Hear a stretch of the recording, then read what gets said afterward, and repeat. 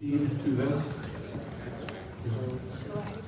And I'm going to try to keep this till 8:30. It might spill over till 9. And I want to honor your presence as well as your interest, as well as the people who have given their time to become candidates and their family order to give candidates to. So with that in mind, we want to take the next steps, and there's Colina. Are you here, Colina? Colina, do you have that for? Yes. Would you come up here and say that? And we acknowledge the reason why we're all here in the beautiful design of the Creator, who was the Holy One of Israel. Can we do that?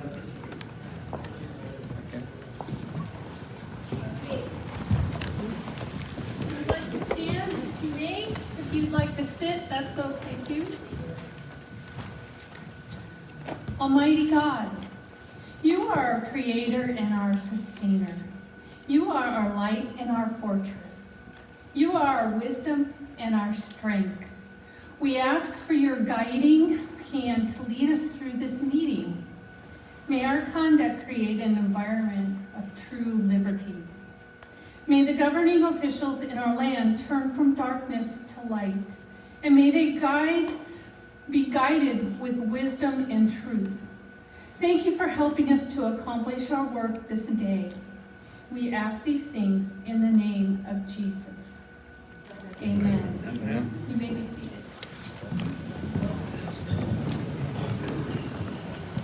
Okay. Settling life. And we have our nation's flag, one nation under that God.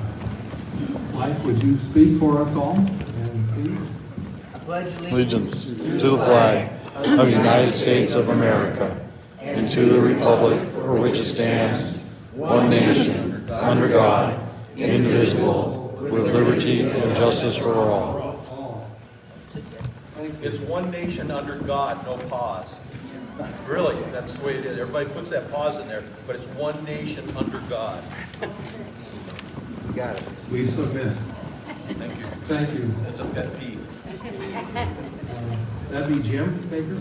Steve. Steve Baker, thank you. I'm learning names. That's all right. Okay.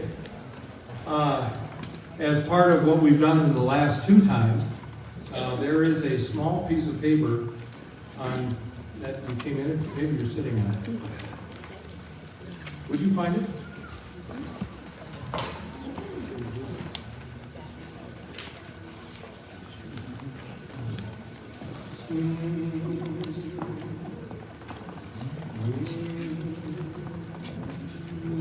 I invite you to try to keep up with my pitch. Oh, beautiful for spacious skies, for amber waves of grain, for purple mountains' majesty, above the fruited plain.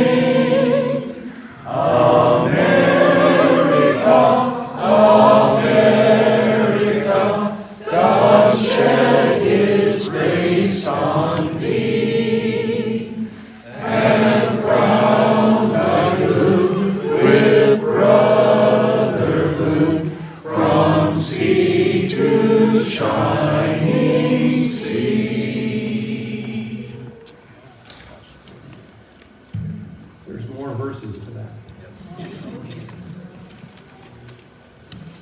As you are in this room, ideas of bathrooms are out that door, and men's to the left, women's to the right.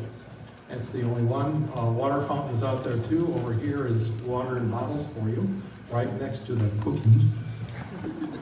And there are tables of information for you to please look at before you leave.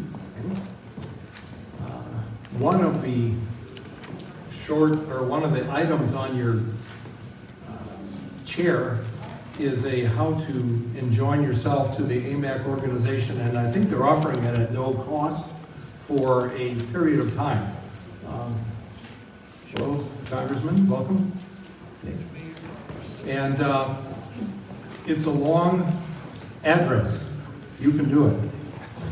And or if you have a teenager, they can just boot it up another way. So that is there for you, for your consideration as you join yourself to this organization. Okay. And tonight, do we have the agenda of the people? Oh, they're all separate. Okay. We're learning. This is my friend Pat, and he and I and his dear wife are, plus the security, oh, that's another thing I wanted to say, is that the gentleman with the hat and gloves on back there is part of the, what we call security here. So as you have thoughts, think about it, say it. Okay? And Steve is part of that group here that keeps us secure. Thank you. Okay. What else on here? Number 4 is the donation jar, which is actually over there on the side. And as you can see fit to contribute to how this facility makes this available to us, just invite you to consider that. We don't get any compensation, remuneration from the national. Okay. Dave Cook. Yes, Do you have something you could read? I do. I would invite for a period of a few minutes some pieces of our American history. And the topic is relevant.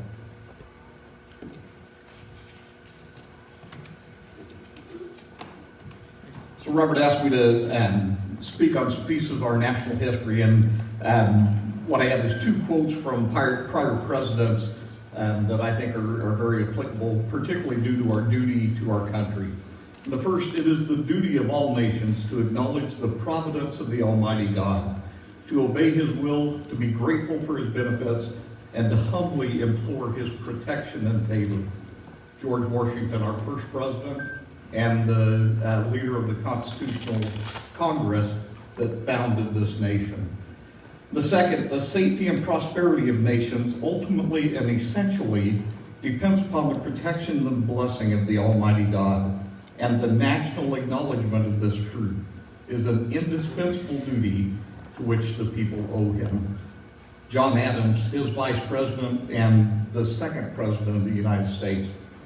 The last thing I would share with you, Robert talked about there's more verses to the songs that we sang here. The final verse to our national anthem is very applicable today. Penned by an attorney, Francis Scott Key, as he watched the Battle of 1812. And he says, "Blessed with victory and peace may this heaven-rescued land praise the power that hath made and preserved us a nation. Then conquer we must when our cause is just, and be this our motto, in God our trust." The motto of our country. Yep. What book is that from? This is from the Founder's Bible. If you haven't seen it, it's an incredible Bible. Has basically the history and the founding of our nation, and truly how our nation is founded upon God, not upon anything that the people tell us today, which is why we started with this. Okay. There are 2 ideas that are worth considering. One is that I understand, have you seen those signs out there that there's a coins shortage out there? It's there because officially America now is out of common sense.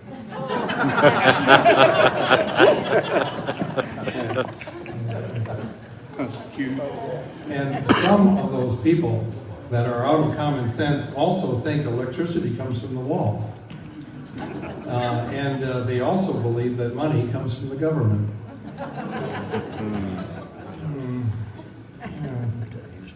All right.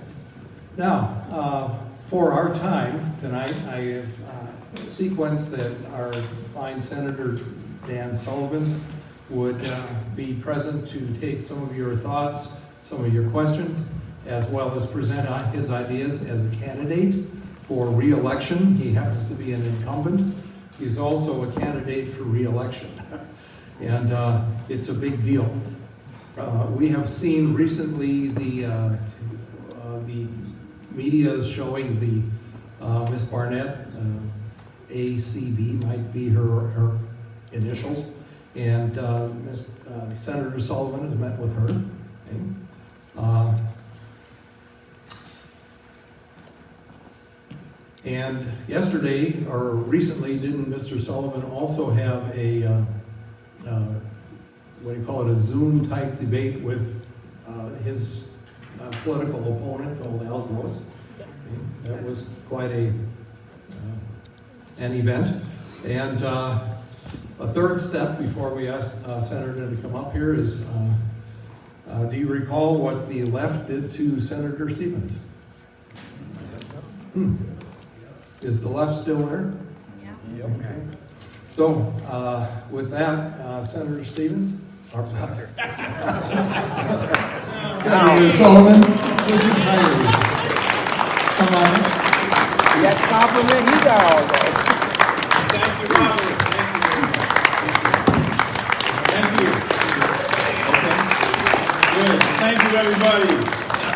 And you know, calling me Senator Stevens actually is a really good compliment, so I'll take it. I'll take it, right? Well, look, let me just say a few words. I definitely want to take some questions, but I want to begin by thanking all of you. You know, I look around, both Robert, where's Mike Coons, but this is the people in Alaska, AMAC, America, who built our great state and built our great country. So how about a round of applause for you for what you've done? Thank you.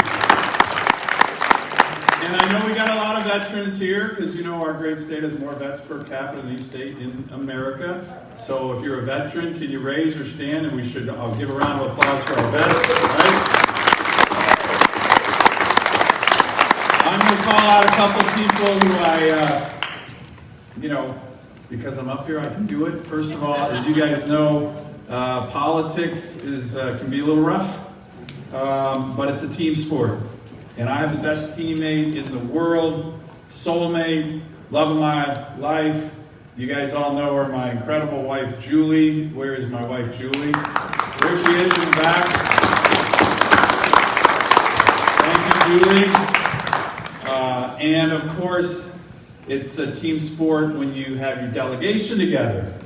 And we have the Dean of the House, for the House of Representatives, Congressman Young. Now normally, you didn't see this here because he's now the Dean of the House, the number one guy, longest serving member. Normally when I see him, I have to go, don't stay there. Take a knee and kiss his ring. That's what I have to do. But I didn't do it tonight. But how about a round of applause for the Dean of the House?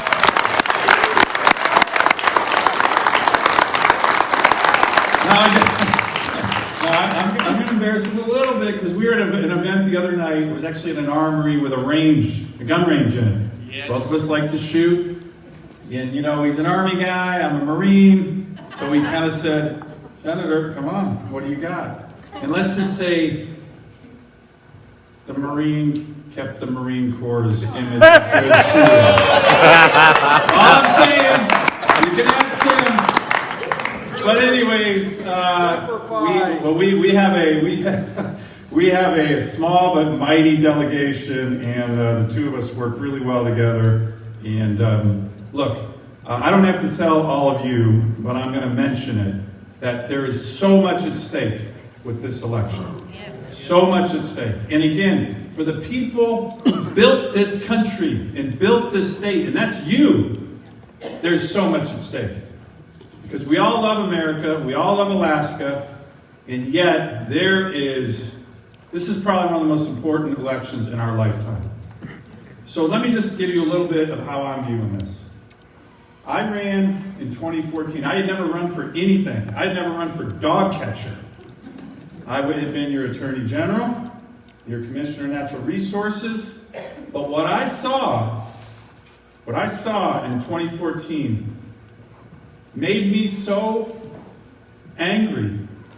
What was going on, if you remember, during the Obama, Biden, Harry Reid era, they were, for our state, they were shutting down our economy, resource from, I was front lines on that. They were not allowing access to our federal lands. Every day there was a new block. They were putting judges on the Ninth Circuit who didn't respect our Second Amendment rights, didn't respect Alaska's unique laws. And here's the other one. For our veterans, for Alaskans, second term of the Obama administration, a lot of people forget, they cut defense spending by 25%. 25%. I chair the Readiness Subcommittee. I'm a colonel in the Marines. I'm still serving. I'm the only member of the U.S. Senate still serving in the military right now. And thank you. And I saw this. I saw it with my own eyes. I'd been on a deployment in Afghanistan in 2013. Came home, sat down with my wife and daughters and said, enough. Enough. I'm doing it. Throw my hat in the ring. Sometimes you just got to get mad and get in there. And by the way, the thing the media never talked about during all this, was how these policies were hurting working families. Yeah. Alaskan working families. I saw it. Troops, morale.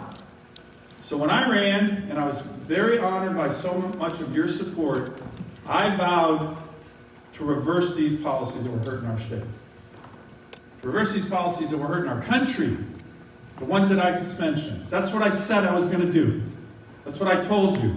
And I think people want their elected representatives to be honest with them and do what you say. And we've done it. We have reversed every single one of the Obama, Biden, Harry Reid things that were hurting our state and our country and our military. We have, the list is really long. But we are rebuilding our military here, nationally, certainly, but in Alaska, Don and I and others, we've secured $1.6 billion in military construction just for Alaska. Yeah. Great for jobs, but really making us the key place for Arctic and Asia-Pacific operations for the entire U.S. military. We have opened up the opportunities, whether it's NPRA. We got this little thing called ANWR finally done and open. Right? Judges, we have put now over, I think the number is 220 judges on the federal court since President Trump was elected. And they're smart, they're young, and they know it's their job to read the Constitution, to read the statutes, interpret the law, but not make policy. As Justice Scalia famously said, if you're a judge and you want to make policy, take off your robe and go run for office. Yes. Because that's not your job. And that's what the Ninth Circuit was doing. And even, believe it or not, the Ninth Circuit is almost even in terms of Republican and Democrat nominees. That's unbelievable. So we made progress on these issues, but many other things that we care about. Let me tell you one that you might not hear about because the media doesn't report on it. The Congressman and I have been passing legislation to clean up our oceans. Matter of fact, we just passed what's called in the Senate, and we sent it to the House, they tweaked it, now it's back with us, the Save Our Seas 2.0 Act. That is considered the most comprehensive ocean cleanup legislation ever. Don Young and I did that for Alaska and America, and that's good for our country. So we made all this progress. We're on the verge, I think, once we get through this pandemic, of an energy renaissance, rebuilding our military. We're finally building icebreakers. We're going to home port them here in Alaska. All right. And yet, here's what's at stake. There's so much at stake. The list is very long. I can go on all night about our accomplishments. But, well, maybe I should. No, I'm kidding. But I think that elections are about not just accomplishments, but vision. What's at risk? What's at risk? We want to build on this progress. We want to build on the progress that I just talked to you about. It's historic progress. It is what I ran on. It is what Alaskans want. We know this. We feel it. We do not want to go backwards. And here's the issue. If we have the National Democrats in charge after November 3rd, we will go backwards. We will go severely backwards. How do we know this? A, because we've seen it before. Like I said, I was the one fighting these guys as your Attorney General, as your DNR Commissioner, my first 2 years in the Senate. But B, they're telling us that they have an anti-Alaska agenda. They don't even hide it. The National Democrats, look at the platform. Look at what Chuck Schumer, if he's going to be Senate Majority Leader, has already said he would do. Shut down ANWR. No drilling on federal lands. This huge renaissance we have right now in the NPRA, we're talking thousands of jobs, billions in revenue. That's gone. They're saying it. Second Amendment, shredded. Kamala Harris, when she ran for president, now she's vice president, said if she can't get something done on gun control in 100 days, she'll do executive orders to lock up guns. This is what they're telling us. Yeah. So it's very clear. Judges, the same thing. Access to land in Alaska, same thing. You can't imagine how many times I fight Democrat senators who care about roads in Alaska. I'm always like, mind your own darn business. Focus on your own roads. Massachusetts senator, Connecticut senator, right? We need roads. We need access. So that's their agenda. Let me give you one final one. The military. They have said unequivocally they're going to cut it the way they did before. We just passed the Defense Authorization Act in the Senate. It's a continuation of building up our military. There's another $200 million for Alaska on military construction in the interior. Really good for us. Good for jobs, but really good for national security and our troops and morale and their families. The Democrats said, well, we want some amendments to debate. This is a true story. It happened about 7 weeks ago. Bernie Sanders and Chuck Schumer wanted to debate their amendment, and they literally called it the Defund the Military Amendment. I am not making that up. 15% across the board cuts. Every department. Now, I was honored because my Senate colleagues said, Dan, do you want to be the guy who goes down and debates Bernie on this? And I was like, bring it. Let's do it. Okay, let's do it.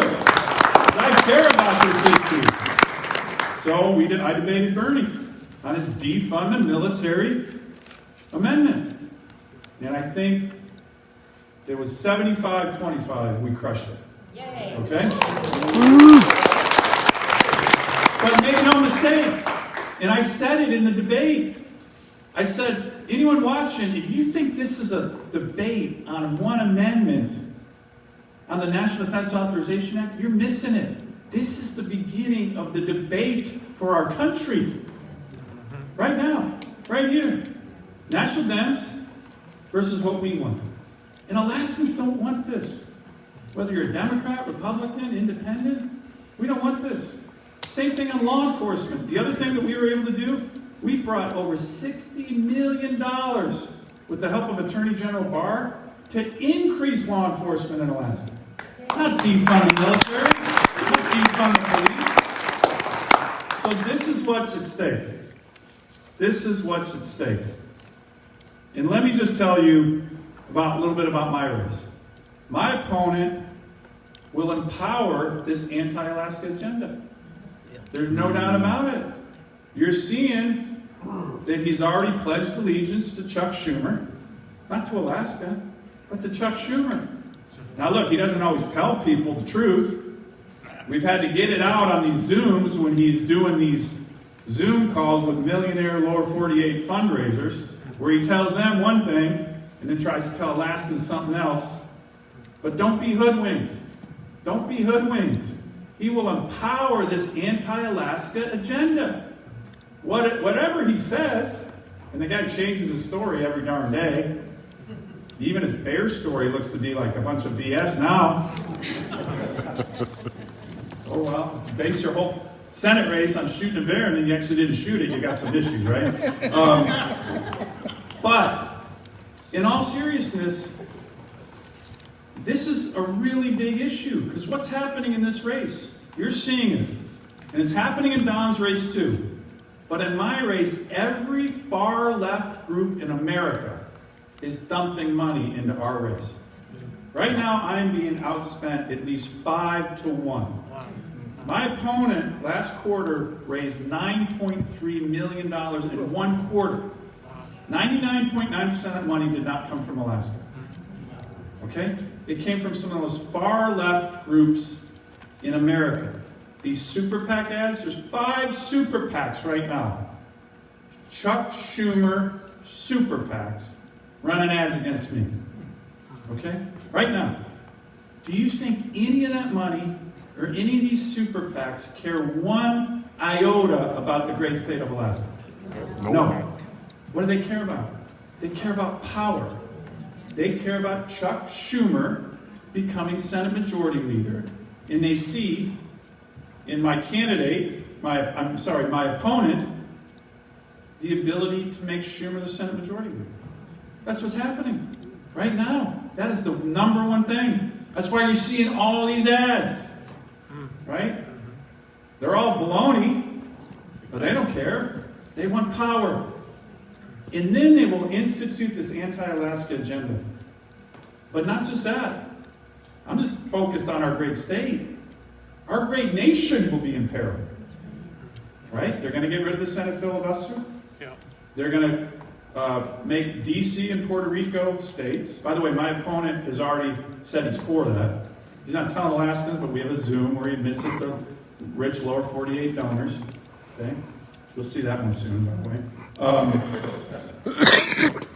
And then you will have a Senate majority. For the Democrats, it'll probably be permanent. They're already talking about packing the Supreme Court if Judge Barrett gets confirmed.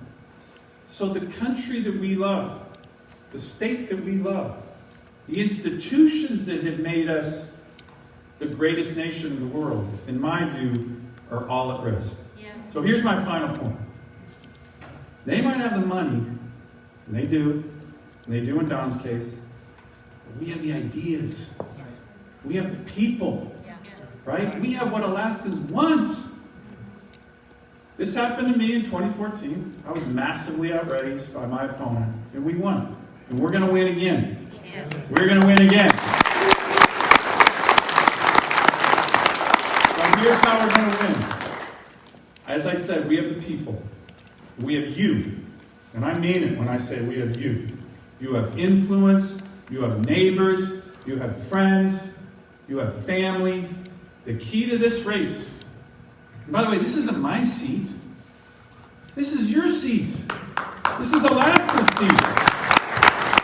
The key to this race, and to make sure we continue to move forward on this positive agenda and don't empower a bunch of left-wing radicals who have an anti-Alaska agenda, and my opponent would empower that. The key to this race is getting out, voting, grassroots. Tell your friends, tell your neighbors. Make sure that on this election, one of the most important elections in our lifetime, that everybody's voting. So let me end with one final story. I do this in all my events because it's something I learned. 6 years ago, as I was campaigning, I went to see a bunch of senators, Republican senators, to try and get their support. And I went to see one who was really special to me. He's no longer in the Senate. His name is Johnny Isaacson. Classic Southern Georgia, Southern gentleman, U.S. Senator. And so I went to go see him. And it was my first run for office. And I said, Senator, really appreciate your support. Do you have any advice for me? I'm running for the first time, and you've run many, many times. And he said, yeah, Dan, I do have some advice for you. He goes, let me tell you a story. He goes, the first time I ever ran for anything was county commissioner in someplace in Georgia. I can't remember where it was. And he said, and I lost. I lost by about 150 votes. And I went down to the coffee shop that I hang out in, all my friends hang out there, and you know, the day after, and I saw one of my best friends, David. He said, Johnny, saw the race last night, the results. I'm really sorry you lost. And Johnny Isaacson looked at his friend David and said, oh, thanks, David. You know, we'll probably get him next time, but I really appreciated your support and your vote. And then David looks at Johnny Isaacson and says, well, Johnny, I didn't vote for you. And he goes, what do you mean you didn't vote for me? You're one of my best friends. And he goes, Johnny, you never looked me in the eye and asked me for my vote. My vote's really important to me. So then Johnny Isaacson looked at me and said, so here's my piece of advice for you, Dan. When you're running for office, no matter who it is, your wife, your kids, your best friend, make sure you look them in the eye at some point and ask them for their vote. So I'm Dan Sullivan. I'm your U.S. Senator. I'm running for re-election, and I will be honored by your vote. Thank you very much.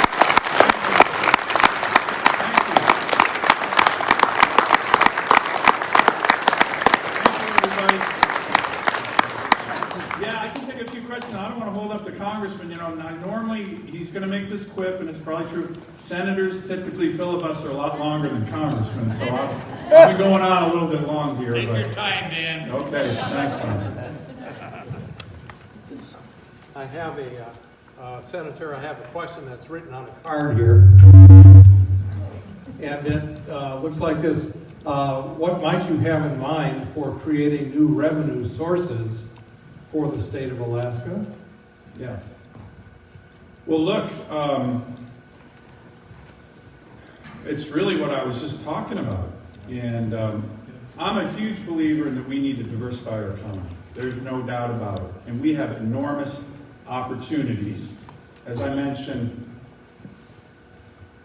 in some ways, the future is the Arctic, and we are the Arctic. And there's so much happening in this area. As I mentioned, we're finally building icebreakers. We're going to home port them here. We have research institutions. We have new trade routes that are opening. I mean, it is an exciting time. Yes, challenges, no doubt about it. But there's all kinds of enormous opportunities. Our aviation and air cargo opportunities are exploding. There's private enterprises putting all kinds of private investment in that sector. I'm very proud of the work that we and Congressman Young and I are doing on infrastructure. You may have seen the Port of Nome. We got the Port of Nome. Finally, it's looking like we're going to have a deep water port there. Seward just got a big grant for building up their infrastructure. We have shipbuilding opportunities. There's tremendous opportunities in my view. I'm always the optimist, even during a pandemic. We'll get through it. Tougher, more resilient. But let me just get back to kind of bread and butter for Alaska. The National Petroleum Reserve of Alaska, before the pandemic hit, we were having one of our best exploration seasons ever. Ever. This project that the Trump administration just permitted, called the Willow Project in the National Petroleum Reserve of Alaska, that's estimated to have 200,000 barrels a day. And they can start on that next year. And then there's AMAC. Who knows what's there? So these are huge opportunities for revenue and jobs. But again, here's the issue. It's all on the ballot in November. Right. If you have a sweep, Biden, Schumer, Pelosi, they have literally said they will shut it all down. They've said that. It's not hidden. They will shut it all down. And the guy I'm running against will undeniably empower that anti-Alaska agenda that puts at risk so many things that I think are very positive right now for our state.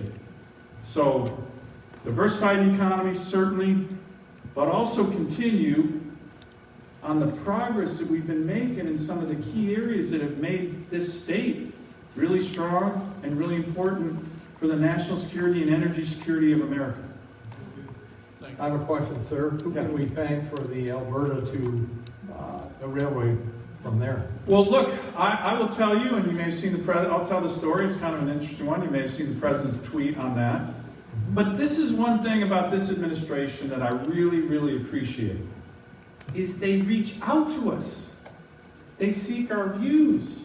And when I'm talking about opportunity, if you look just in the last, I'd say 4 or 5 months, on really big economic development projects, the Trump administration has finalized the permitting, the high standards that we require for projects on ANWR, on the National Petroleum Reserve of Alaska, on this huge gold mine Donlin Creek, on the Ambler Road, on the AK LNG project. These are gigantic projects that they're saying, ready to go. On the roadless rule, the full exemption in the Tongass, Southeast, a giant issue. We've been working on that for 25 years. But here's what's really great about this. On every single one of these issues,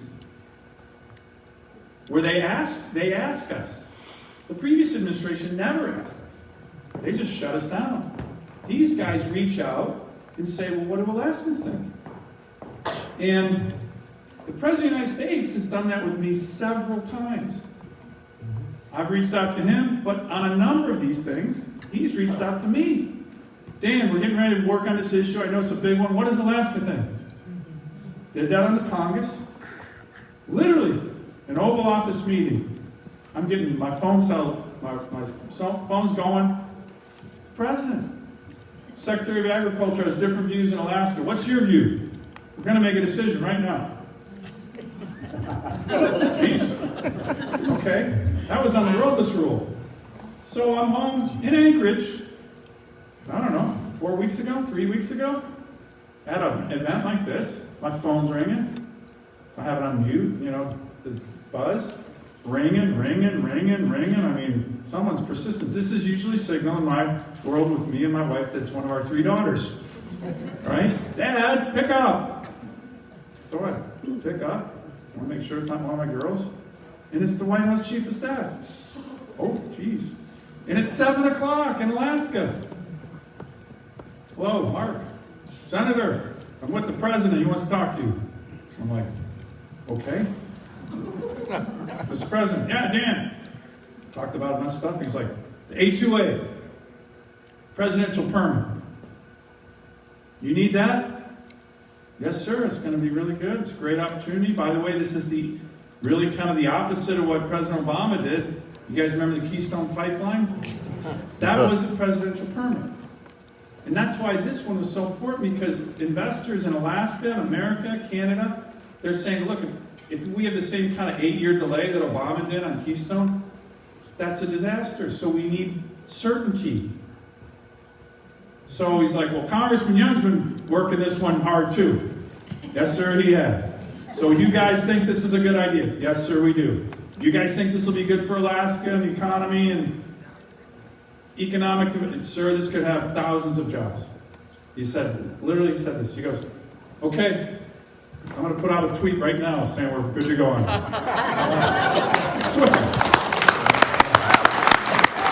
And he put out a nice tweet saying that, from the strong support of Congressman Young and Senator Dan Sullivan, I'm putting this out, like, right then. I was on the phone with him. So this is what I'm talking about.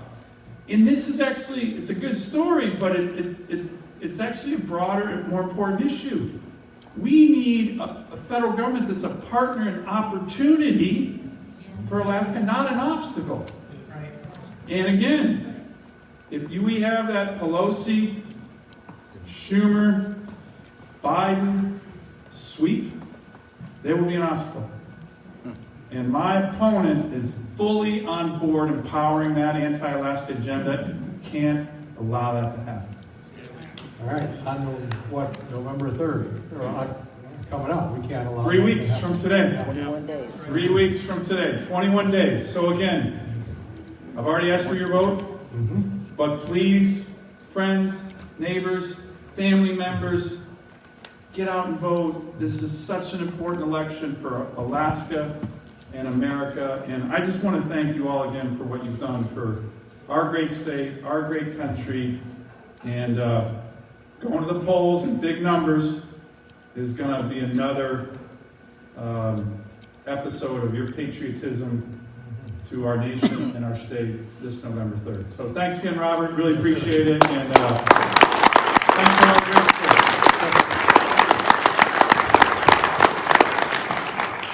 That story's wonderful. And we all have stories too. Yes. Thank you. There are yard signs on the way out. If you don't have one, take one for your kids and for you. So those are there for you this evening. Congressman Young, would you consider your time up here? Please come up. Congress.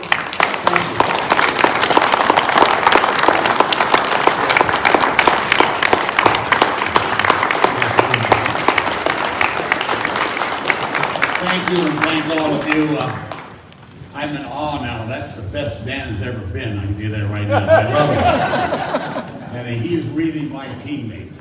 I have to say that we work well together. He is a Marine. I'll forgive him for that. How many in this room are Marines? How many in Army? Oh, hurrah! All right. We have a friendly competition. And Come on, Don. Air Force. I know the Air Force. My wife is a colonel or whatever she is. I'm a private E1 3 times. If you don't catch that, you don't know what I'm doing. I was a good soldier. I just didn't like certain people. But I will tell you that what Dan has said, the senator said, is really real, and I know you've heard it. This is the most important election. If we want to retain liberty and justice for all, the opportunity for improvement if you wish to do so, fail if you wish to do so, but keep the government out of our yard. If they get elected, the government will be in your backyard, your front door, your bathroom, and your bedroom. And that really worries me a great deal. I'm an elder, I'm a senior citizen. And I worry about it for, everybody says, my kids, my grandkids. I want them to have the opportunity I had. And I will have to be a little careful because Dan's opponent, people forget one thing, I'm hoping Dan would mention it. He lived in California. He went down there and got really corrupted and came back here to be the senator. Buying a seat from Alaskans. That's what they're trying to do, and that's why it's so important.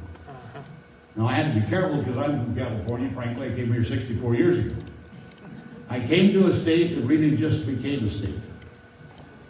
I came because I wanted that last frontier in the spirit of being able to be an individual, be free, and improve my lot if I wish to do so. And I was able to do that. I was able to live my dream. I don't want to see that lost. We have lost a lot of it already from actions of the federal government. I've been fighting them all the years and been somewhat successful, passed a lot of legislation. Contrary to what my opponent says, I still have a little clout. The senator was talking about A to A, which I think is probably the biggest legislation as the pipeline.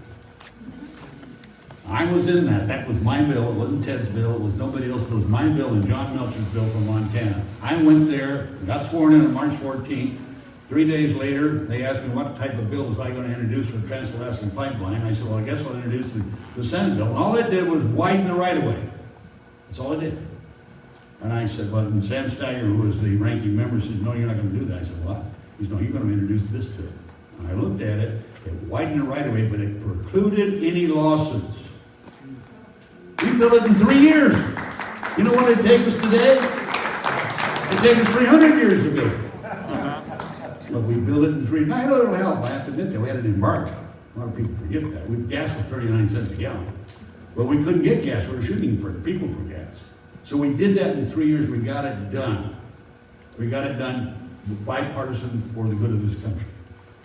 And then along came the Alaska National Lands Act. I don't know how many people remember that, where they took the land that we had picked already, 27 million acres of land, and put it into a refuge or park or reserve, including another 67 million acres. And the group that did this, they did it very systematically where you have a body of state land here, this is A, and you have a body of state land down there, C. They picked B in between, so you couldn't go from A to C. So they really took our state away from us. They made us a territory by that action alone. Now, we have to do with Dan's help, maybe with President Trump, he'll help us too, get that land right of ways back so we can develop our land for our benefit, for our people.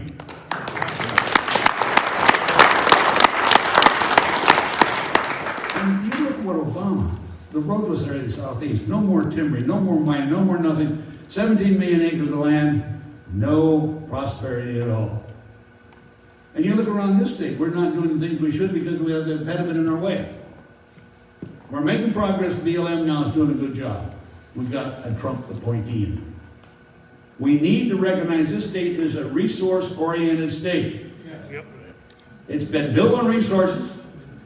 It was first fur, then it was gold, and now it's oil and then fish, or fish and vice versa. But with resources, minerals, fossil fuels, timber, power, things that we need for the future of this state and this nation.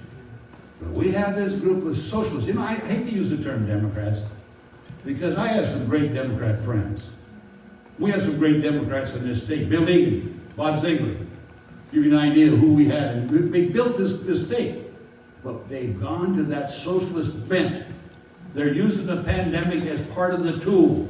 And the rest and the riots as part of that. They're trying to destroy our country. And what we have to do as individuals, we talk, how many have voted in this room already by absentee votes? Oh, well, there's one. There's just one. I know there's probably more than that. I hope. We're showing If you up. haven't voted absentee, get out and vote on that day, and I keep saying it. Because this race, not mine, this race, for the good of this nation. Don, we're showing up to vote. Okay, that's what I want. We have a senator. His race is actually more crucial than mine. Because if they take over with Schumer and that crew and they eliminate the filibuster, everything we work for will be gone. And I'm not being humble. His race is very, very important. Very important to the state, so make sure of that. Now, I do want your vote. Believe me, I'll ask you for your vote. I'll go on that right now. But some people in my opponents say, well, he's too old. Well, you know, I might file a suit against him for age discrimination.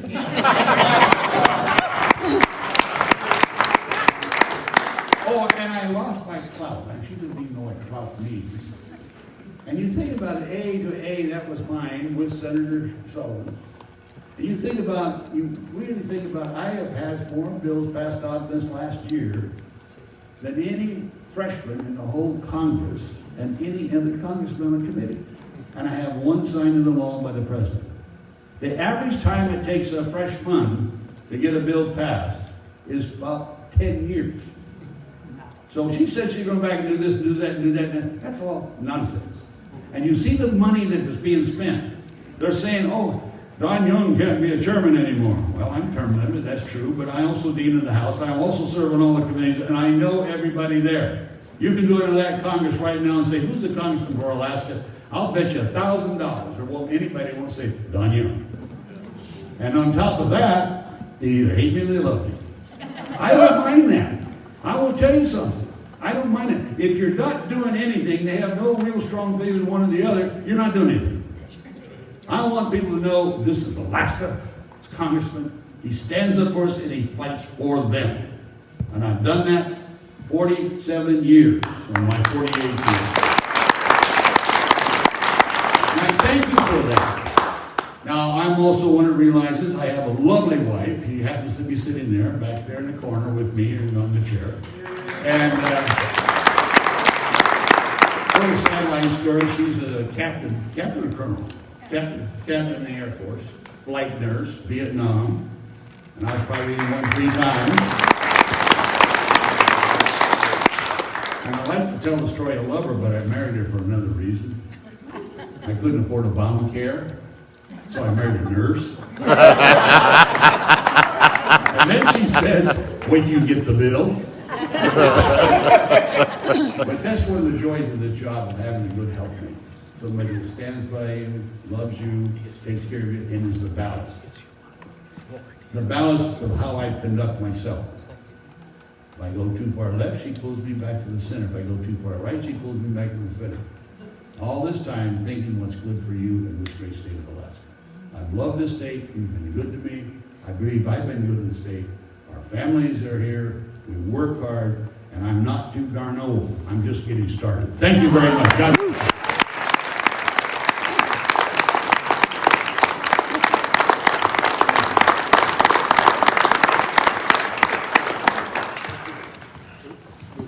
Thank you, sir. Questions? Certainly. Are there questions that you would care to ask sitting in your seat? I'll bring you a microphone. Pat, maybe you bring some hands. Thanks. I know everything hinges on this election. If we lose this election and we go to Biden and Harris, we just as well turn off the lights and call it the party's over. So, but let's go on the premises that we do win. And if we do win, when are we going to get a railroad up here to Alaska? Well, that's part of the A2A. And you know, I worked very hard when I was transportation chairman. We got the bridge built across the Tanana River. And we got the railroad built out, will be built down to McKenzie Point. This is part of the system of development of resources. Most of our resources have been shipped out by sea, and I'm a mariner, and I support that. But if you want to make it economical and feasible, you have to have rail. That's so right. I'm very excited about that. We will have rail. I think it's closer than many people think. You know, I'm one that believes that, you know, all our resources, we have a lot of resources.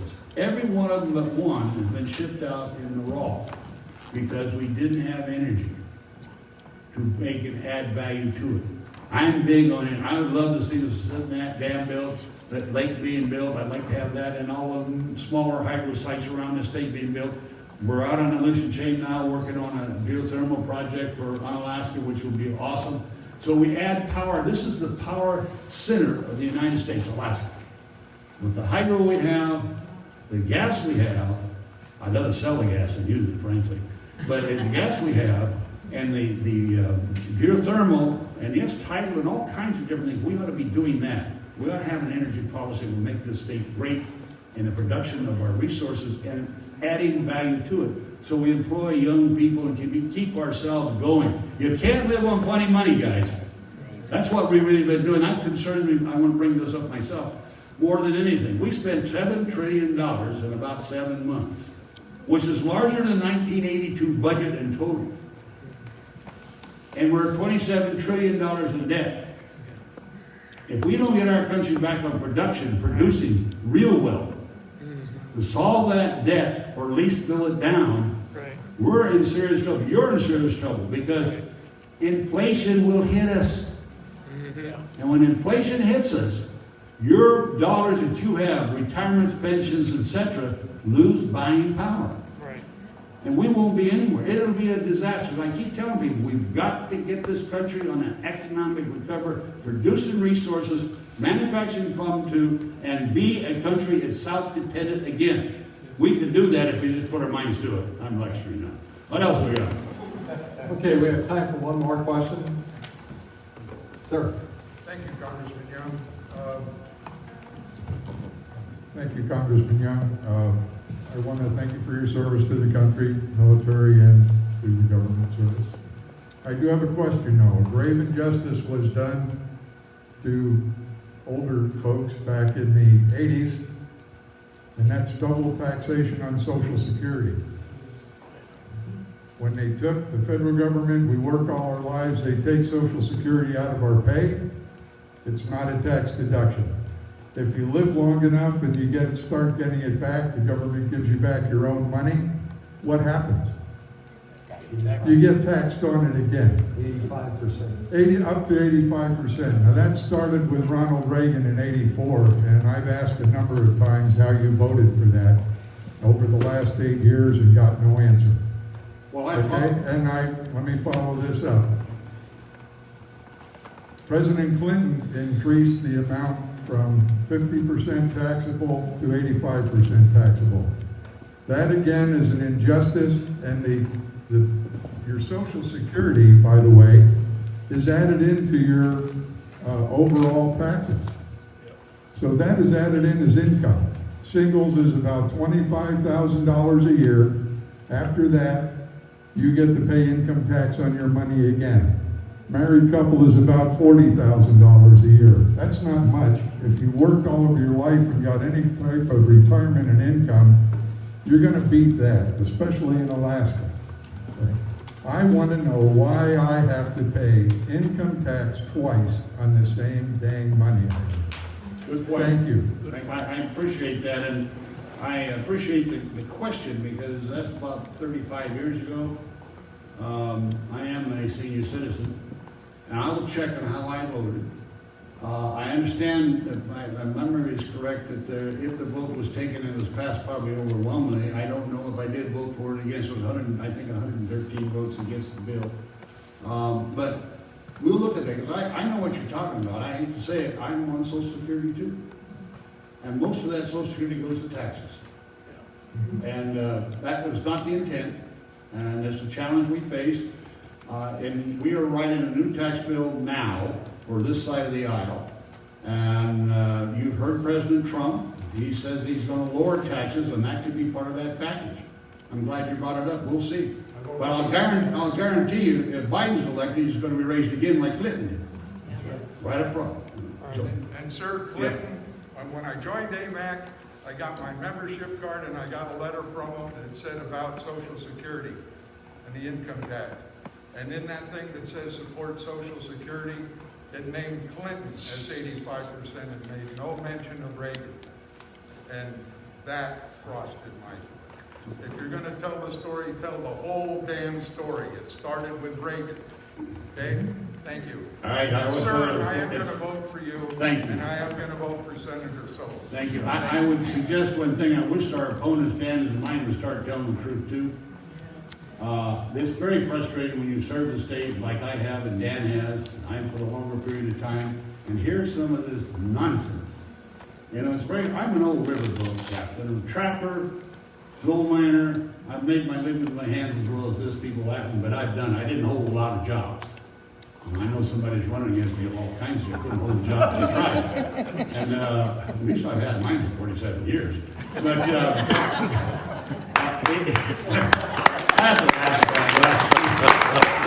it is frustrating when you think about it, when they say these things that are just absolutely lies. And I know how to solve all our problems, guys.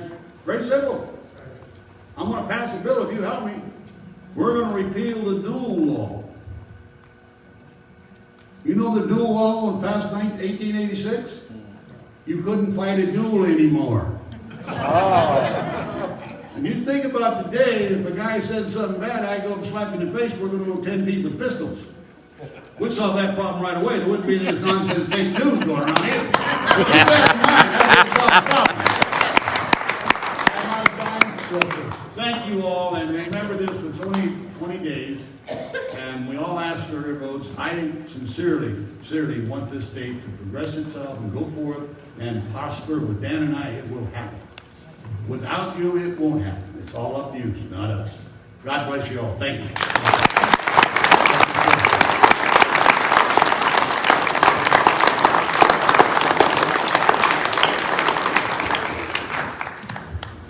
Wonderful. There are signs for Don Young, for your yard and for your children on the way out. Okay, now we're coming up on 8:30, and there are some honored speakers here, and I'd like to get to them. If you care to stretch your legs, please do so minimally, and I would ask then that you consider, let's see here, we're moving to the state level. Apparently the state's rights supersede, in certain circumstances, the federal government's rulings. So even though the federal has what it can do, states speak. So here we are in Alaska, and we're having differences of opinion. Do you want socialisms or conservatisms speaking for you as your representatives? Then we put a sample ballot out. Hopefully you've seen that, and you can determine which one are the conservatives on there. You will see some of those people tonight. On the sample ballot, too, there will also be a list of judges, and only a short amount of time will be given to that tonight, the judge aspect of it. And the paper there called the endorsement guide comes from the Alaska Family Action and Jim Minery's group. That represents a lot of work and a lot of ink to present you with information to help you at the voting booth. Kind of a personal question I was asked, does anybody live around here by East High School? Anybody? East High School. Okay. Do you know where to go vote? I voted at Willamette Elementary. Okay. So if you do know where to go vote and you live by East High, someone's asking me that question. I live in Wasilla. So I can't answer that from experience. However, we have that question. I'm going to ask another personal question here too, personal, but a AMAC member called me and asked me if they would, if there's somebody here that could give them a ride to this meeting and take them home. They live by the BP building over there on Northern Lights and the Seward Highway. So if you are inclined for that for a future meeting, would you kindly come to me and identify yourself? That would please her and that would make AMAC look good too. Okay, thank you. Then, as we move to the state level, which is a big deal, which is a different deal than the municipal deal, isn't it? One down and 9 to go. Our first speaker tonight is one who represents a write-in candidate in relation to another Republican, conservative, however you define that. And Steve Duplantis, are you there? You are, sir. Would you kindly come up and tell us where your heart is? Tell us what big government is, and talk about conflicts of interest. Now we have our time split between 5 other people, so take the time you need. Okay. Thank you, Robert. I appreciate the opportunity. I don't know how. Usually at a rock concert, the lesser unknown band opens up the big rock stars, and I don't know how I got Don Young and Senator Sullivan to open up for me. That's fun. I don't know if you guys have been to rock concerts, but I want to introduce my wife. She's here with me tonight, Demita Duplantis. She's right here. She is my prop. She holds me up. She keeps me in line. Okay. We moved here to Alaska back in about 1999 with the Air Force, and I was in the Navy Reserves at the time too, and involved in ministry. We left in 2003 and knew we'd be back. And I wound up going to Bible school. She got out the Air Force, and we wound up back here in Alaska in 2011. And lo and behold, we went to North Pole first for 2 years. I pastored in Nenana for 2 years. And then we came to Anchorage. And from that time in Anchorage, I watched Anchorage spiral downward. And this was 2015. So in the 5 years that we've been here in Anchorage, this is what I've watched. 2 years ago, God put on my heart to run for the House, State House in my district, District 24. Ran against Chuck Cobb. Not a politician, don't want to be a politician, and it just knew something was wrong. And just kind of got my foot in the door, and of course lost that race, and the Republican Party didn't back me at all. In fact, kind of closed the door on me almost. Then this go around, we saw that the current state senator, Natasha von Imhoff, did not have a opponent. Well, she did it first, and then they had some residential issues with him, and he backed out. He had to drop out. And I was like, these people need, at least in the primary, at least need to have a choice, right? So I decided to get in. And then COVID hit. We raised about, Demita, correct me if I'm wrong, about maybe $1,500 in that race, and I got 52% of the vote. Okay, on $1,500, right? So to me, that proves that we need control in Juneau where people know how to work within a budget. They don't know how to work within a budget, all right?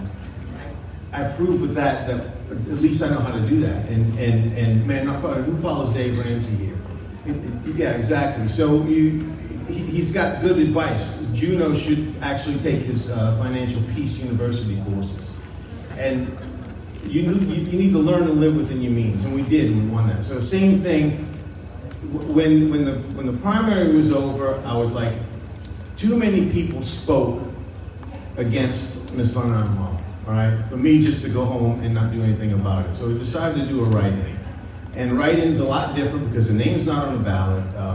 You have to do word of mouth. It's got to be like places like this where I'm talking. This is where I'm, the grassroots area. And I decided to do that. So I put my name in. And then a few weeks go by. I get a phone call from my district chairs in District 23 and District 24 imploring me to back out of the race. And in other words, now here, the Republican Party is putting their support behind someone just because they have an R behind their name.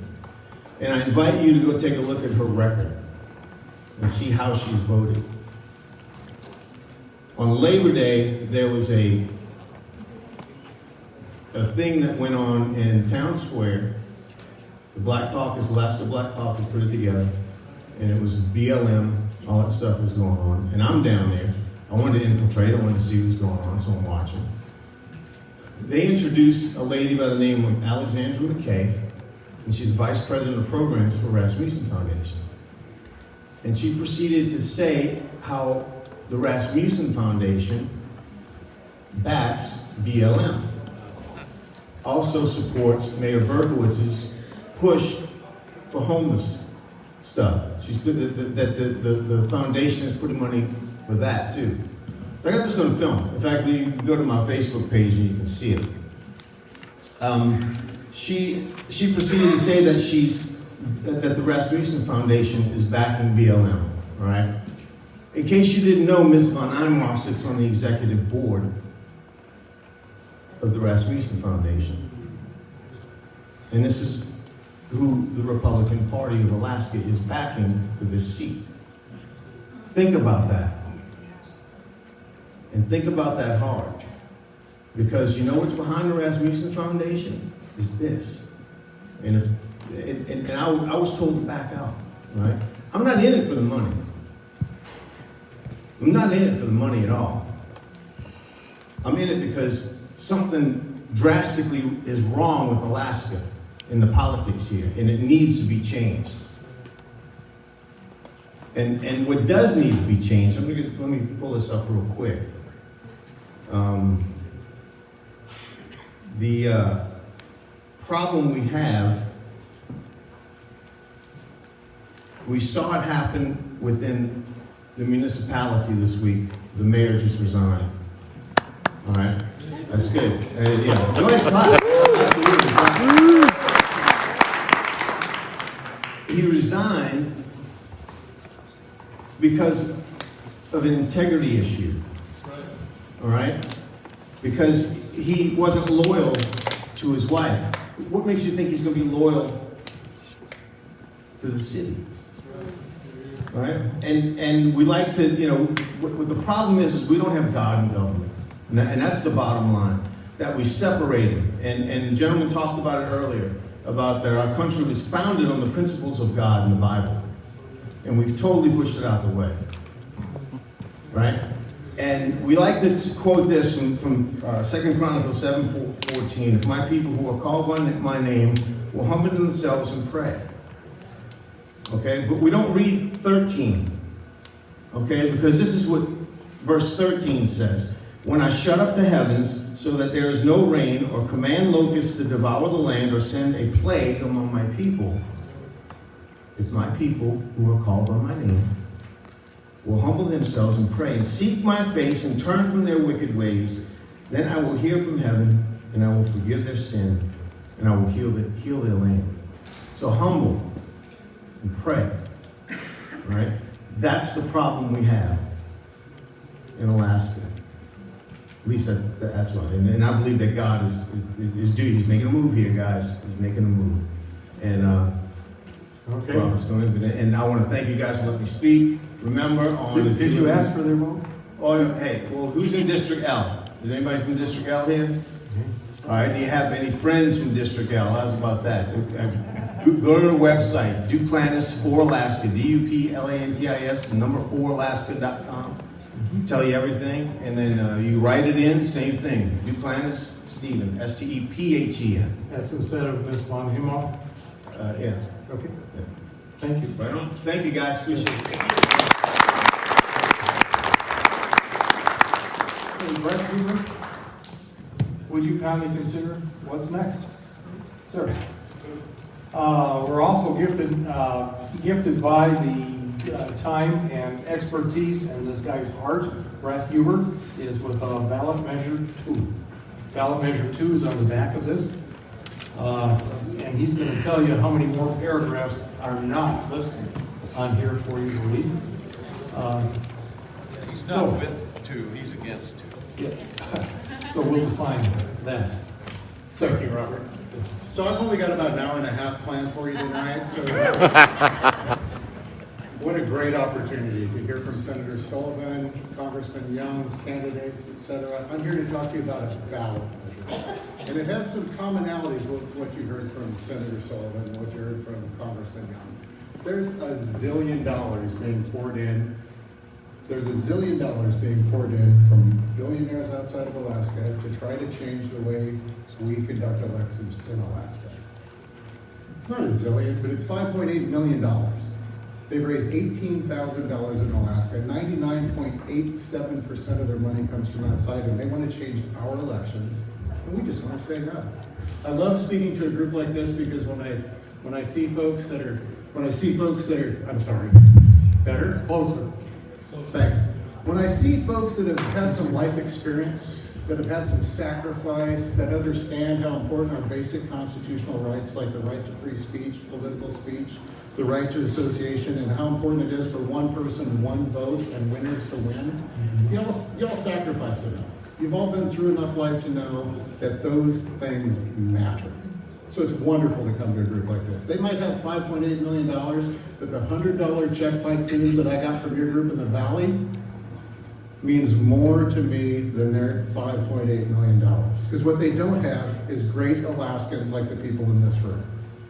Right? They call themselves Alaskans for Better Elections. They're not. They changed their name to vote yes on Ballot Measure 2. They don't have any Alaskans. They have some Alaskans being paid, and they've got money coming from outside.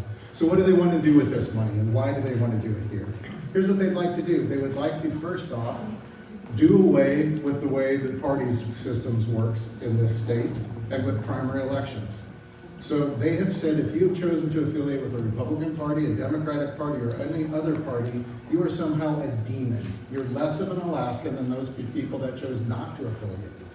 Right? They talk about 62% of Alaskan voters being nonpartisan or undeclared. So I think we all know that most Alaskan voters identify with kind of one side or the other, reach across depending on the individual. But Alaskans have strong opinions, and we respect the strong opinions of our neighbors. That 62% sounds great. Most of the undeclareds are undeclared because they've chosen not to participate in the process, not to affiliate. They're automatically registered because they wanted a permanent fund. They don't go vote. You people in this room, you vote. Right? Because you know what it means. It is your chance, every individual's chance to reach out and actually touch the government that works for us. Not the other way around, right? You get to pick who is somebody that I align with? Who is somebody that's going to champion my issues? Who's somebody that I think is going to make reasoned decisions and do a good job representing me? You pick that person, you support them, you give them money, you help on campaigns, you get to an election, now everybody goes and casts a vote. Mike, your vote's worth just as much as my vote, which is worth just as much as Linda's vote, or Congressman Young's vote, or Dan Sullivan's vote, just like it ought to be. We're all Alaskans, we're all Americans. Not one better than the other. We have diverse viewpoints, we have diverse political discussions. Those are healthy. So what they would like to do is do away with primaries. It's a thing called a jungle primary. 2 states do it now, California and Washington State. Not working great in either of those states, in my opinion. In 17 congressional districts right now in California, the choice in the race is Democrat 1 or Democrat 2. That's it. Because they come through this primary where you don't even have a party affiliation, unless you ask them to put your party affiliation. So they make everybody nondescript. And then 4 people go to what they call a ranked choice general election. So hey, I don't think if you're a Republican, a Democrat, anything else, that doesn't make you better or worse than somebody else. It means you have a different perspective, but we're all Alaskans. So now we take 4 people, we put them in a race. And then we say to win, you have to get 50% of the vote. It's a 4-way race. You guys know math. 50% of the vote in one round. It doesn't happen a whole lot in a 4-way race. So they put a 4-way race together and they say, this is a great way to do elections. It's like San Francisco does them. You should rank your candidates. Pick who you'd like to win, but if your winner doesn't win, pick who you'd like to be in second place. And if they don't win, who would you like your third choice to be? If you're convicted and you've picked a candidate and they've aligned on your issue, that's the person you want to support. You don't want to vote for 3 people that you don't agree with. You don't want to vote for 3 people that don't care about the issue you care most about. You're going to pick your candidate. And then whoever gets the most votes wins. In the Olympics, we do not give the gold medal to the athlete in 3rd place. Why in the world would we do that when we're picking the leaders of our state and our nation? Right? I think it's just absurd. So say, Mike, you're running for office, and I agree with you, and I want to support you, and I'm one of 42% after round 1 that supports you in a 4-way race. You're still not the winner. You just stand by, and I'll stand by, because you're the only one I voted for. And now everybody that picked one of the losers of that race, the person in 4th place, their votes get reassigned within this pool for their 2nd place vote. Now, my vote doesn't reassign because I picked the winner of the 1st race, and he's the guy who won it. But after that 2nd round, now Mike's still at 42%, maybe 44%, and the other votes start going to the other candidates. At the end of the cycle, before we get to 50%, it may well be the person in 3rd place that gets enough of these other votes to go 30%. You won, I voted for you. You got to run once, I got to vote once, and you didn't win. That's what they're proposing. I mean, that's honestly what they're proposing. It seems absurd. You're going to see a 3-paragraph message on the ballot. It's a 25-page long, 74-section ballot initiative. Y'all should have just received your official election pamphlets. It starts on page 139. It is 25 pages of legal mumbo-jumbo. They talk to you about a couple of the things that are in there, and they want you to really worry about dark money. So you just heard Congressman Young, you just heard Senator Sullivan talk about all the dollars that are pouring into their races from these nondescript groups. That'll continue even if this ballot measure passes, because those are federal elections. This ballot measure does nothing for them. Yet they're telling Alaskans that all dark money is going to go away if you just vote yes. Worse yet, it doesn't even apply to them. Ballot measures are excluded from the reporting requirements. So the same bunch of billionaires from outside can come back in 2 years after they've now bought your vote with $5.8 million and come buy something else. What's the next piece of Alaska that they're going to try to take away from you with their money? Not okay, right? So beyond not okay, pretty disingenuous. So they're trying to scare you with dark money because they all know we want transparency in elections. Everybody does. Their bill doesn't provide it.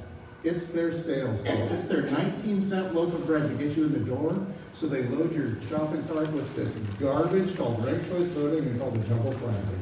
Don't buy it. Please take the time and read the issue.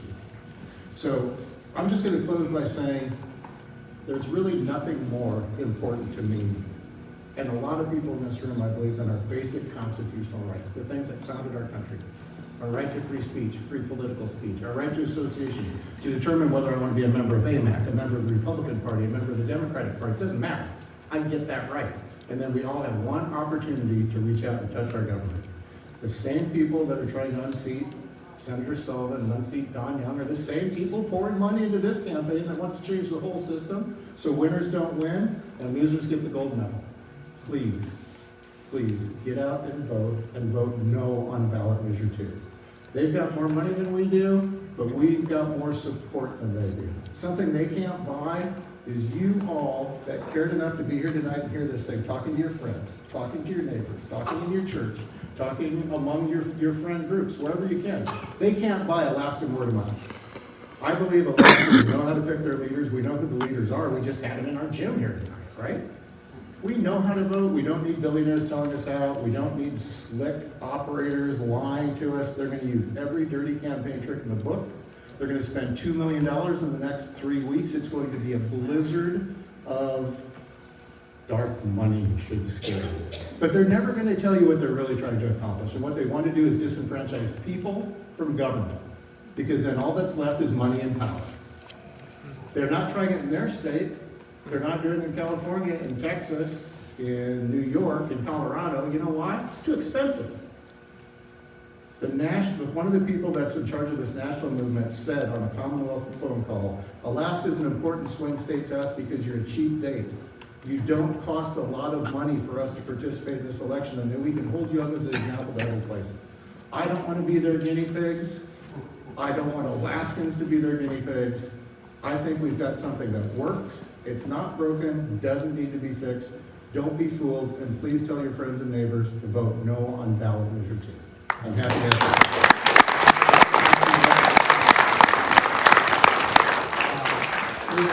Question, are there any other states that do this system?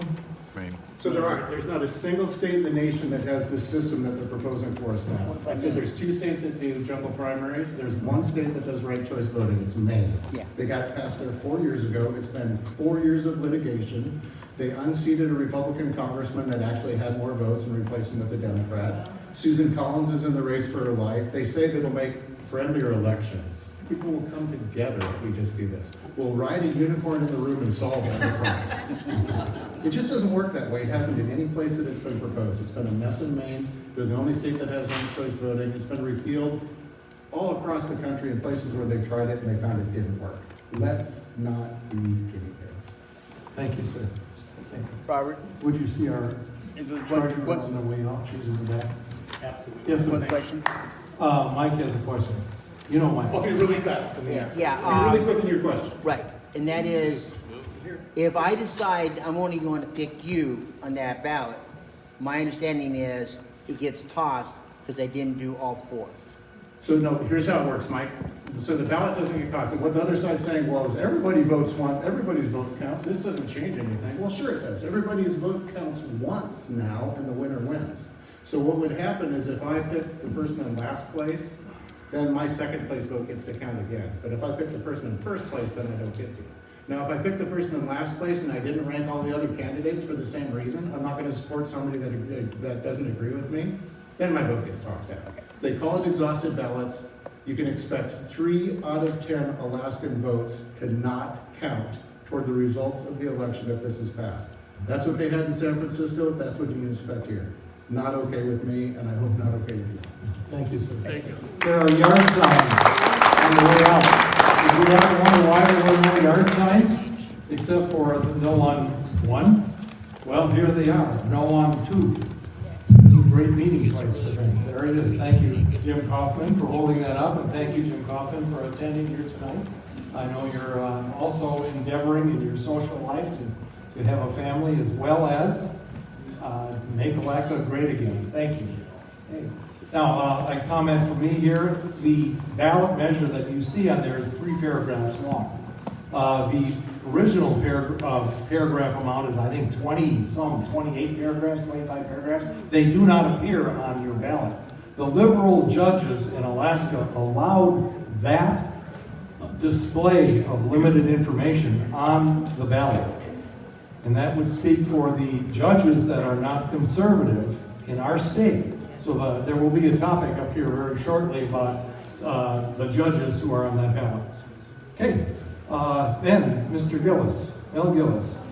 Mel Gillis is a man of few words. And he steps forward and says, if no one's going to do this, I am. So, Mr. Gillis, thank you for being here. His opponent is Mr. Schrage. S-C-H-R-A-G-E. Sounds like a lock to a degree. And he's your opponent. And may I ask you to tell your story, sir? Thank you. Mel. Okay. My name is Mel Gillis. I'm the state representative for District 25. I've never ran a campaign before. the governor appointed me, when Chris Birch died, they moved Josh Revak up to Senate, and then the governor appointed me to be the representative in District 25. The only thing it did that upset me, I was in South Dakota waiting for the opening day of deer season. Whenever he called me, and I had to fly back up. So happens when I got there, I went into his office and he said, "What are you doing here?" I said, "I have a meeting with you at 10 o'clock. That was Saturday morning, opening day of deer season. He said, "Well, I thought we were doing this telephonically." Somebody got to tell me that. But anyway, a few things that I'm interested in fixing down in Juneau is I think every kid in the state, every student, should have a quality education. But that doesn't mean throwing money at it all the time. Right. You know, we spend more than any other state. We get less bang for our bucks. We need to get more bang for our bucks. I'm 100% behind public safety.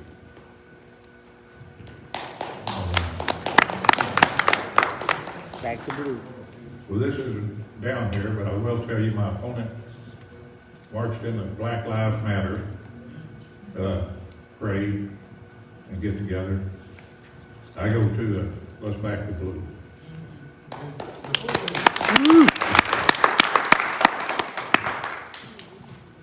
Another thing that I'm in favor of is cutting some of the red tape we have. It takes forever to get anything done. It took 7 years for me to get a permit from the state to build a cabin in the middle of nowhere. A friend of mine just got a permit to put a cabin in. He doesn't have anyone within 30 miles of him. It took him 15 years. It should not be that way. I'm for responsible resource management. I'm a hunting guy by trade, and I live off the resource. And we have a lot of resources up here. We can have a lot of jobs, and the state can make money. We can be prosperous again. I'm for property rights. I helped co-sponsor a bill with a representative that's no longer there.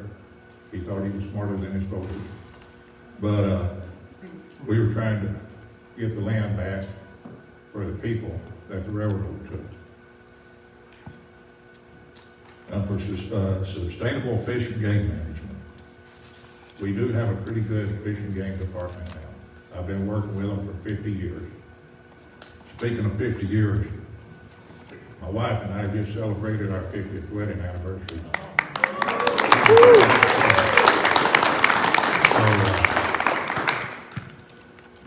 I'm also looking to have a spending cap and a balanced budget down in Juneau. Yes. We got to have a government down in Juneau that we can afford. Right now, we can't afford it. We've got to take care of that. That's one of the main things that we're going to bring up first down in Juneau. For some of you, I'll let you know that I definitely support the Second Amendment. I probably have over 50 long guns at my house right now, I collect them. And on the spending we're doing down there, you know, we got 3 stages of it. We got what the Constitution says we need to spend. We've got what we need to spend. Then we have what we want to spend.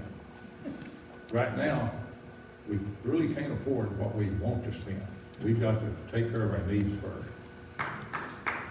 And one pet peeve of mine, this may cost me some votes, but it's a nonprofit and charity. We've got over 5,700 of them in the state. And one that I'm familiar with, very familiar with, has $600 million in the bank.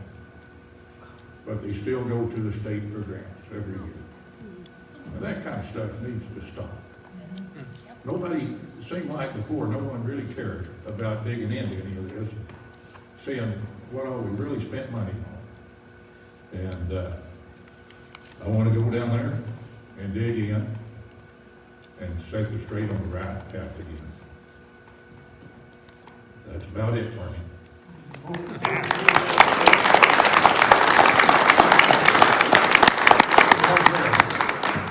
Okay. Well, there's a clock on the wall, isn't there? Thank you, sir. Let's see, any thoughts about that? No? Okay. There's a member of our group here, an AMAC member, who has an opinion. Isn't that a nice thing?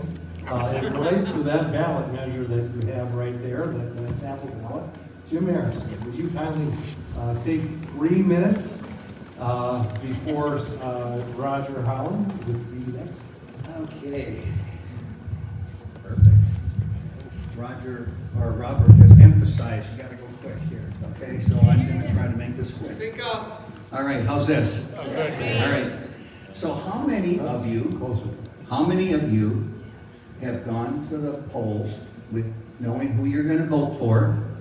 You get through all of your voting, and then you come to this long list of judges. It's like, well, I don't know who to vote for. Right. Okay? So I'm here tonight to try to help all of us, okay? I'm no expert. I'm telling you information that has been provided to me mostly by the Alaska Watchman, okay? So if you were here a month ago, Joel Davidson, the chief editor for the Watchman, he encouraged us to get on their mailing list. If you don't know about that, all you got to do is go online, look up Alaska Watchman. It'll bring you to a website where you can tell them, hey, I'd like to receive emails from you. And you'll get probably 2 emails a week. All sorts of good stuff to read that is conservative-minded, okay? Now, on to the judges. I should probably tell you, you should all have one of these sample ballots that were put on chairs. Get that on your lap so you can look at some stuff as I go through it. Probably you don't know that the Alaska Judicial Council consists of 6, maybe 7 members. And they historically nominate liberal-leaning justices that they give that list to the governor, and he can only make his pick from that list that they give you. Okay, so if there is a conservative governor, he still is limited by this list that they've given him, and generally they're pretty liberal. Okay, not a good deal. We got to figure out a way to change that system. Okay. There's a grassroots effort that has been started, and if there's anything you're going to remember tonight, this is probably the most important. This grassroots effort wants to oust Susan Carney. She's a Supreme Court justice, and she has used her bench to be a very liberal activist judge. Instead of ruling on laws, she changes the laws to what she thinks they should be. I'm going to give you 3 quick examples.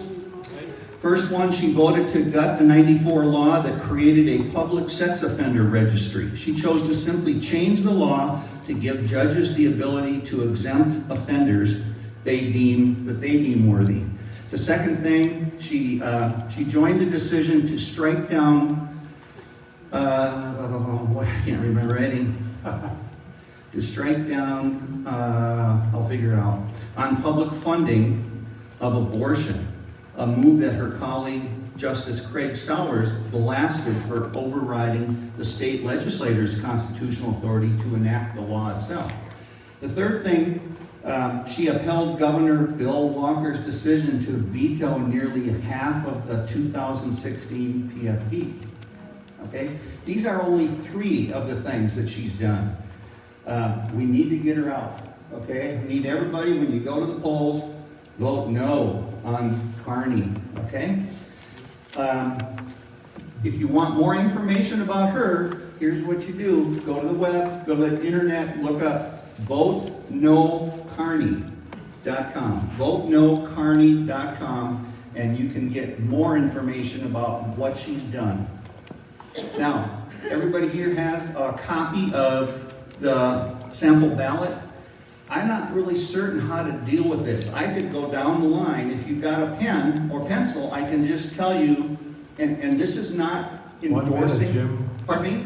1 minute. Yeah, this is important.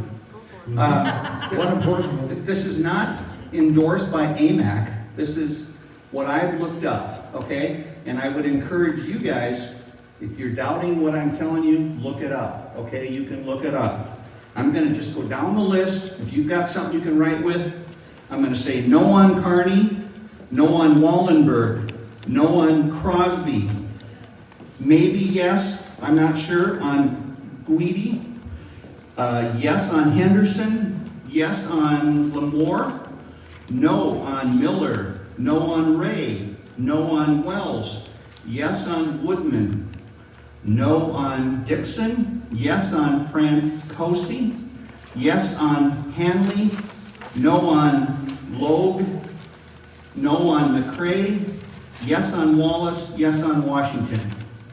If you got any questions, I'll hang around. You can come up to me and say, I missed that one. I'll help you with what you need, okay? Thank you. Thank you. Can you read off the second page again? Can I? Oh, just go back. I'll go back and talk. Okay, thank you for your passion and honesty. You try to make sense out of bureaucracies. Okay, Roger Holland, you know the number 30 is important in your life, right? 30 years in the Coast Guard? 30 years in the Coast Guard. Am I the last talker tonight? Well, I'm the last one. And 30 years of marriage. 30 years of marriage. Yes. Thank you for being here today. All right. And, sir, have at it. Yeah, thank y'all. Thank y'all so much for your patience. My name's Roger Holland, State Senate District N candidate. I got to get some important business out of the way real quick. My lovely wife of 30 years, mother of my daughters, and the head campaign manager sitting in the audience. Say hi, honey. Wait. And I love hearing Dan Sullivan talk. Every time he talks, he starts making me think of stuff. And I'll tell you, 58 years old, never ran for political office before. And I heard what had Dan Sullivan going. He was angry. And that's what happened to me. I just watched the last 5 years. I watched as our state legislature has spent the CBR down $3 billion every year for the last 5 years. And there was never talk of a spending cap or a budget cut. It was always, just kick the can down the road. And James Kaufman, District 28 representatives in the back there, he and I and two others, we're the big spenders now. We have never run for political office before. And there are advertisements that are going out with James throwing money out to the crowds. There are no easy answers, and there won't be easy answers. We're going to have a tough time if we're fortunate enough to be elected to go to Juneau or even get on the road system somewhere. But so that's what got me running.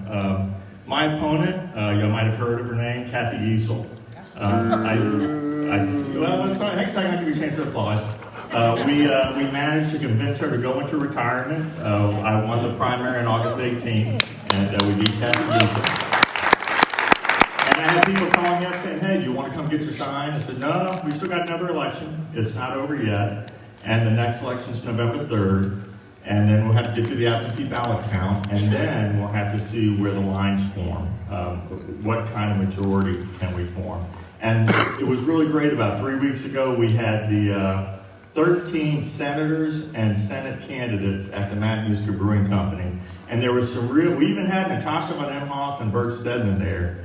And although those two were kind of like a fish out of water, we had some real enthusiasm there for what the crowd thought we could get accomplished if we have a real conservative Republican group having a real voice in Juneau. That's the other thing that got me running is there was a point there where with the Senate President Kathy Giesel, we had the majority leader, Democrat, minority leader, a Democrat. Meanwhile, we had 13 Republicans to 7 Democrats in the Senate.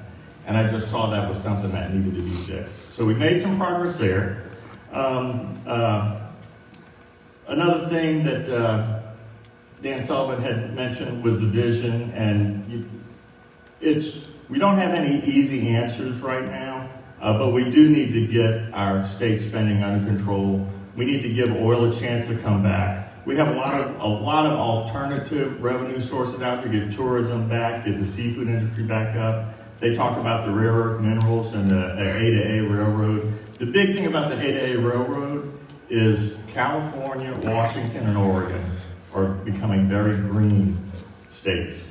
And they are putting roadblocks up to cities that want to do, states that want to do business with the Pacific nations. And to have a completed rail through Canada to the lower 48 is a shorter flight and a shorter boat ride to the Pacific nations from Alaska. And as they put up blockades in Washington, Oregon, and California, we'll be able to pick up some of that business going through Alaska. So my opponent, Carl Johnson, I'm fortunate, I'm running against one of the few Democrats in the elections these days. He is a proud Democrat, and I don't want to talk too bad about Democrats, but he does believe we've cut to the bone, we can't cut no more. I don't believe that. And he believes we need some more state spending programs. And I think we spend quite a bit. We just need to figure out how to spend it better. That's about it for me, Roger Holland, State Senate District 10. I believe we need to get elections back to work. We need to not defund or reimagine the police. Like they mentioned, I'm 30 years in the Coast Guard Reserve. They're going to push me out December 22nd, 2020 with my 30th year, and it was a great ride. I appreciate it. But I will ask you all, if you live in District 10, I know Laura and Michael do. If you live in District, I know Leslie does. If you live in District 10, I would really appreciate your vote. We do have a lot of work to be done in Juneau, and it's going to start in January. Thank you so much.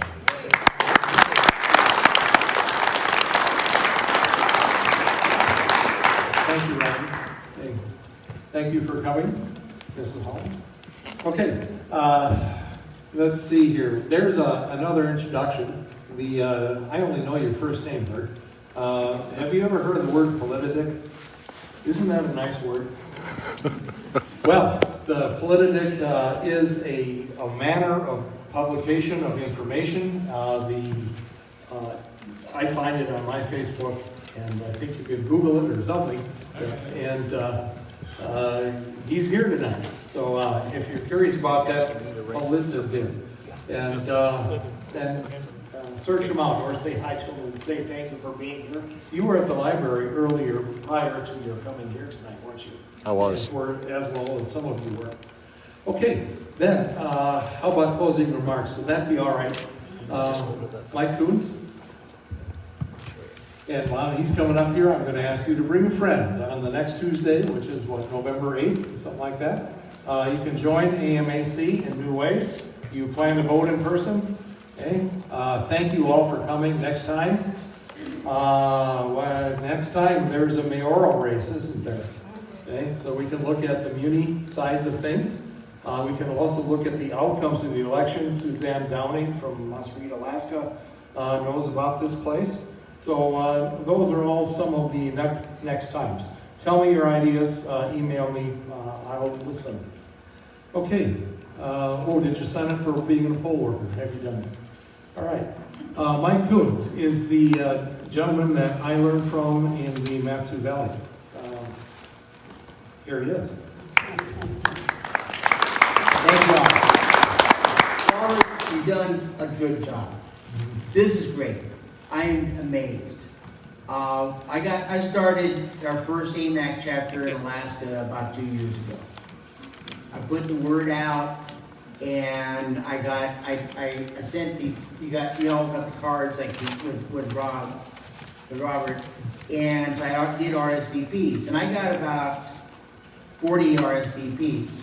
The only place I had for a meeting place was the MTA building in Palmer, downstairs in the basement, which held about 40 people. Okay, cool. The day that showed up, I had 100 people show up. When people found out that there was AMAC in Alaska, AERP went and I had a whole bunch of people. So we're averaging right now about 25, 30 people at a meeting right now, which is doing good. We're in Wasilla. I mean, I know y'all from down here in South Anchorage don't really want to drive all the way up to Wasilla, but we'd be more than welcome. When it comes down to the election, November 3rd, before I forget, if you want to be a poll watcher, here's what you need to do. You need to get hold of the person that's in charge of your district.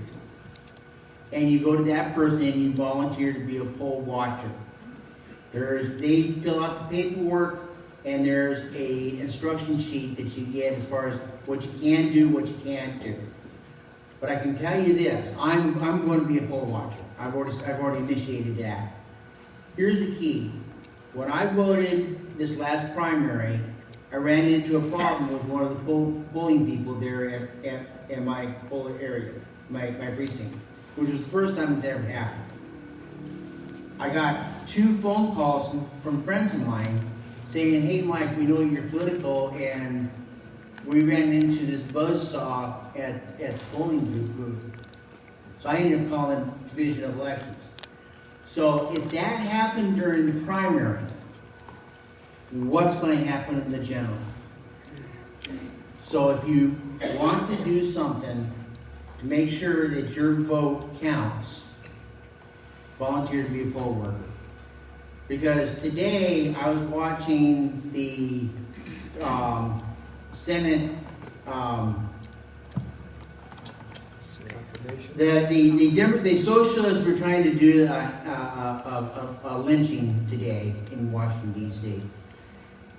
But Amy Barrett made a comment today. There was a question that was asked, I think it was Senator Lindsey Graham asked her about, is the Second Amendment an individual right? And she said, yes, it is. He said, how does that compare to the vote? Individual right. Same. So it's sacred. It's that vote, your vote is as sacred as my 45, your 830-06, your 12 gauge, same. So make sure you get out and vote on November 3rd. AMAC is a 501c4. We cannot endorse candidates.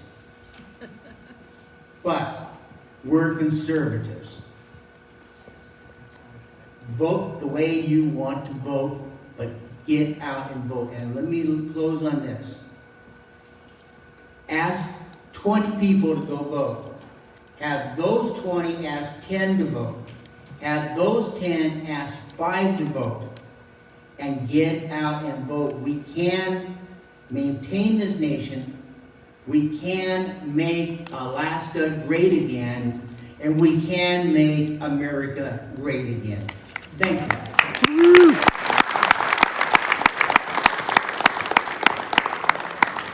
Thank you all for coming. There's some cookies left and some water. Take some signs, please. Look at your calendars. Tell your friends. Thank you all for tuning in here today. Do not forget to like and share. Facebook scrolls on you if you don't share. Don't forget to go to my website, politidic.com. That's politidick.com. Click that donate button. Every little cent helps. Gets me to places like this. Make sure that I can be there to live stream events and be able to afford the gas to get there. You all know I live out in the boondocks and it takes me forever to get to some place. And everything you can help contribute goes right back into Politidic to make sure that I can provide the best quality content to you. Have a great evening.